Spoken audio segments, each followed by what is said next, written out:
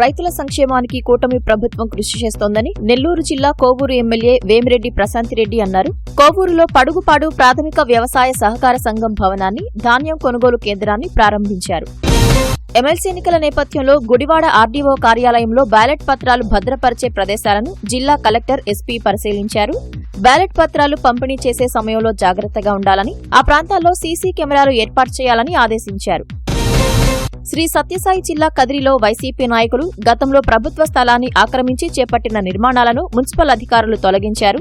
YCP నాయకులు Nurulla, municipal vice chairman Rajasekhar Reddy నోటీసులు ఇచ్చినా స్పందించకపోవడంతో అధికారులు చర్యలు చేపట్టారు. 2030 నాటికి ఆర్టీసీలో అన్ని బస్సులను విద్యుత్ బస్సులుగా మార్చాలన్న లక్ష్యాలను ఏర్పరచుకోవడం మంచి పరిణామమని ఉద్యోగ సంఘాల ప్రతినిధులు హర్షం వ్యక్తం చేశారు. విద్యుత్ బస్సుల్లో పనిచేసేలా సిబ్బందికి శిక్షణ ఇవ్వాలని ఆర్టీసీ ఎండీని లేఖ ద్వారా కోరారు. దీర్ఘకాలిక విద్యుత్ ఒప్పందాలతో ప్రజలకు, ప్రభుత్వానికి నష్టం వాటిల్లుతోందని విద్యుత్ వినియోగదారుల ఐక్యవేదిక ప్రతినిధులు అసంతృప్తి వ్యక్తం చేశారు. ప్రజలపై భారాలు మోపే సెకీతో ఒప్పందాలను కూటమి ప్రభుత్వం రద్దు చేయాలని డిమాండ్ చేశారు. ఎంఎస్ఎంఈల ప్రస్తుత స్థితిగతులపై యూనిట్ల యజమానులు ప్రభుత్వానికి నిస్సంకోచంగా సమాచారం ఇవ్వొచ్చని ఎన్టీఆర్ జిల్లా కలెక్టర్ లక్ష్మీశా అన్నారు. ఆరోగ్యకర పారిశ్రామిక ఆర్థిక వ్యవస్థను పెంపొందించే లక్ష్యంతో సర్వే చేపట్టామన్నారు.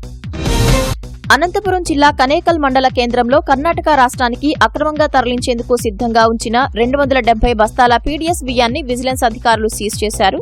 బియ్యంతో పాటు లారీని స్వాధీనం చేసుకుని ఇద్దరిని అరెస్టు చేశారు. అనంతపురం జిల్లా గుంతకల్ నియోజకవర్గంలో హత్యకు గురైన యూట్యూబర్ కేసులో 3 నిందితులను కసాపురం పోలీసులు పట్టుకున్నారు. భూ వివాదంలో బెదిరించి డబ్బులు డిమాండ్ చేశాడన్న కారణంతో నిందితులు యూట్యూబర్ని హతమార్చినట్లు గుర్తించారు. నంద్యాల జిల్లా డోన్ జాతీయ రహదారిపై 2 లారీలు ఢీకొన్న ఘటనలో తమిళనాడుకు చెందిన లారీ డ్రైవర్ మృతి చెందారు.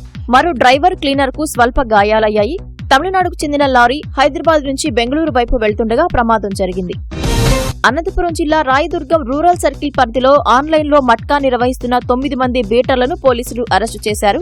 1,82,000 నగదు, మట్కా చీటీలు స్వాధీనం చేసుకున్నారు.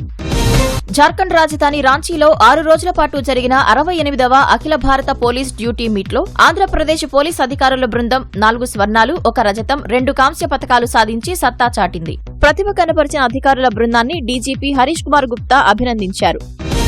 శ్రీకాళహస్తీశ్వర ఆలయంలో ఇవాళ్టి నుంచి మహాశివరాత్రి వార్షిక బ్రహ్మోత్సవాలు వైభవంగా ప్రారంభం కానున్నాయి. భక్త కన్నప్ప ధ్వజారోహణంతో ఉత్సవాలను ప్రారంభించనున్నారు. పిఠాపురంలో శ్రీ కుక్కుటేశ్వర స్వామి దేవస్థానం వద్ద మహాశివరాత్రి బందోబస్తు ఏర్పాట్లను కాకినాడ జిల్లా ఎస్పీ జి బిందుమాధవ్ పరిశీలించారు. సుమారు 1,00,000 మంది భక్తులు హాజరవుతారనే అంచనాతో అవాంఛనీయ సంఘటనలు జరగకుండా భద్రతా ఏర్పాట్లు చేశామన్నారు.